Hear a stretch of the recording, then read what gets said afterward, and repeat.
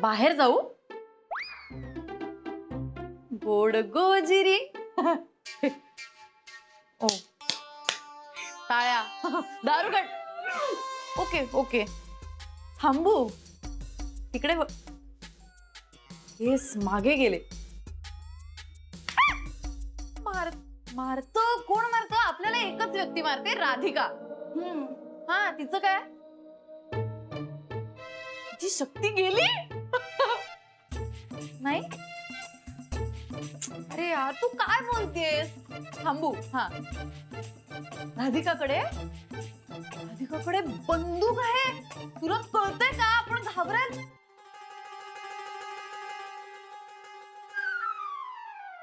हा ओ ये युहू.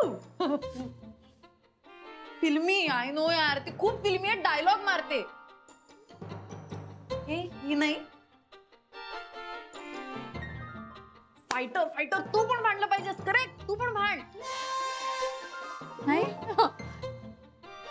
ओ स्टाईल आहे ना. ओ हिरो. आय नो यार हिरो झाली ती. I know. तिला आणि अथर्वला लेसन शिकवायला हवाय.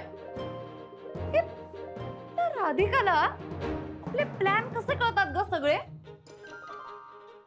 कोण सांगतो यार? कोण सांगतो? कळतच नाही. सगळे प्लॅन कळतात तिला.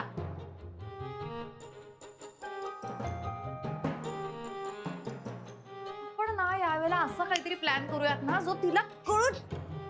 हाय मी सांगते ना तुला. मी काय म्हणते, आपण ह्या वेळेला असं काहीतरी प्लॅन करूया की राधिकाला कळलंच नाही पाहिजे. आणि ह्या वेळेला तिची इतकी वाट लागली पाहिजे ना की बस. ऐकू दे ना जरा. तुम्ही हाय सवय. जाऊ दे मला भांडी घासाय. जाऊ दे. एक मिनिट कुठे चालली आतमध्ये? काय चाललं होतं बाहेर थांबून? कुठं काय?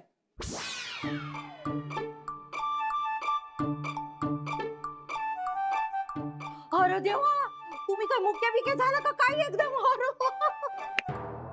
शनाया एक मिनिट. तुला ना कळत नाहीये, ती दाराला कान लावून सगळं ऐकत होती. आणि एक मिनिट, तिला काही बोलायची गरज नाहीये. तिचं दात दुखतोय. काय करत होतीस? दाराला कान लावून सगळं ऐकत होतीस ना? आणि आमचे सगळे प्लॅन त्या राधिकाला जाऊन सांगतेस. चीटर यार. इडियट आहेस.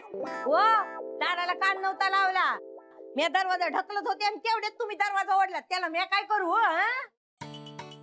खोटं बोलायचं नाही हा. सगळं ऐकत होतीस तू दाराला कान लावून. तोंबडी नुसती. राधिकाची चमची एक नंबरची. वंगाळ काहीतरी बोलू नका. हाय मी चमची, हाय मी चोमडी राधिका ताईंची. तू कोण आहेस ग? शेणा मॅडमच्या जीवावर मजा मारतीस. काय हाय तुझं या घरात? ते मी माझं मी बघून घेत. हा मी तुला सांगते, आजपासून इथे कामाला यायचं नाही. हा एक्झॅक्टली. थांब शनाया, मी तेच सांगते. विषय बदलू नको. बकुळा तू आजपासून कामाला यायचं नाही. Get lost. असं मग 1 महिन्याची नोटीस द्यावी लागते आमच्या युनियन कडे. तेव्हा जाईन मी या घरातून. आणि दुसरी बाब, हे घर तुझं नाही हाय. गुरुनाथ साहेब त्यांचं घर आहे. आणि त्यांची बायको राधिका ताई, तिनं मला इथं कामाला ठेवलंय. तुझं काय हाय ग इथं? एक मिनिट. तुमची ती राधिका ताई आहे ना, ती आता इथे राहत नाही. आणि गुरुनाथ सनायाचं सगळं ऐकतो. त्यामुळे आजपासून इथे यायचं नाही. Get lost. अगं जागा मोठी आहे. एक मिनिट जायचं नाही आतमध्ये. बाहेर व्हायचं. ये चिमणी, आमची युनियन हाय. 1 महिन्याची नोटीस द्यावी लागते. अशी बरी जाय मी. अगं तू कॉर्पोरेट मध्ये काम करतेस का? काही नोटीस वगैरे मिळणार नाहीये. आणि तुझ्या अवकात काय ग? 1.5 दमडीची बाई आहे नुसती. कपे, कोणाला म्हणते का 1.5 दमडीची? बकुळेला माझी अवकात करते माहिती. तुझी तरी काय अवकात आहे ग? फुकटी कुठची. थांब आता. युनियनला सांगून तुम्हा दोघांना नाही नोटीस पाठवली ना तर नावाची नाही म्या. घेतला.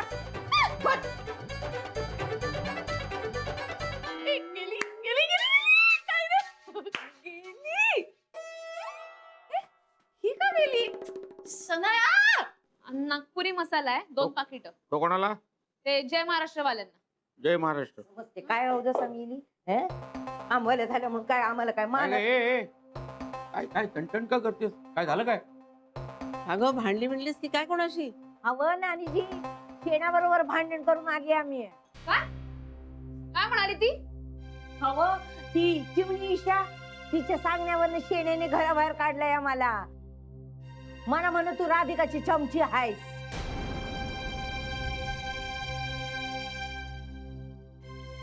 तू का गप्पा बसलीस? द्यायचं उत्तर तिला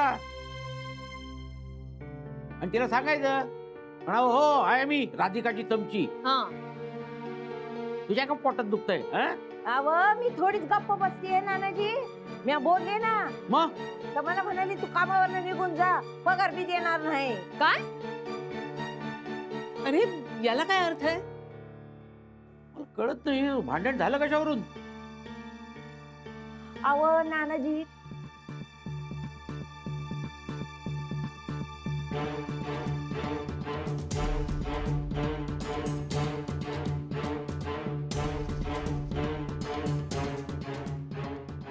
नाही बरोबर आहे तुझं. त्या शनायाला राधिकाचं सुख फुटतं ना. आणि आमच्या घरातल्या बातम्या तिकडे कशा जातात? हे बघ ते काय नाही त्या पोचणारच. कारण घरातल्या मालकिणीला बाहेर काढलं आणि ती घरात जाऊन बसले ना. बकुळा तुझा काही चुकलेलं नाहीये. तो गुरुनाथ जोपर्यंत राधिकेला घरात घेत नाही ना तोपर्यंत तिकडच्या बातम्या इकडे आल्याच पाहिजेत. खूप मिजाज वाढत चालले त्या शनायाच्या. नाही नानाजी, नुसतं बोलून उपयोग नाही. त्याच्याने आता काहीतरी करायलाच पाहिजे.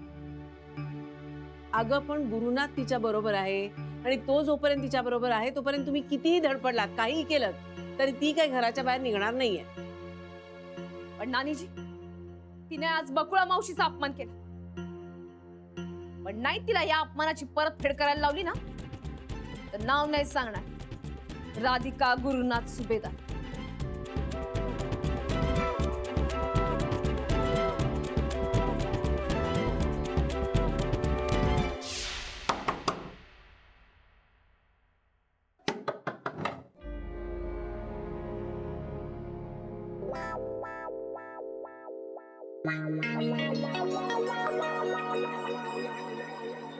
तू शना आहेस ना?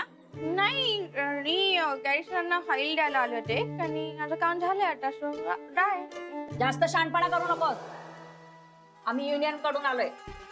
युनियन? हो, घरकाम करणाऱ्यांची युनियन आहे आमची. या बकुळ्याला का त्रास देतेस तू? मी? मग काय, तशी तक्रार केली आहे तिने आमच्याकडे. काही नोटीस दिली नाही, काही आगाऊ सूचना दिली नाही आणि एकदम कामावरून काढून टाकलंस. अरे बकुळा, बघा बघा ताई कशी ओरडतीये माझ्या अंगावरती. अशीच सारखी ओरडत असती बरं का. सरळ सरळ उत्तर दे, नाहीतर इथेच तुझ्या घराच्या समोर ठाण मांडून बसू. बसा ग. निघायचं काय करताय तुम्ही? अजून आमच्या युनियनच्या 10-12 बायका येतील आणि त्यांना नुकसान भरपाई म्हणून तुला एका दिवसाचा आमचा सगळ्यांचा पगार द्यावा लागेल.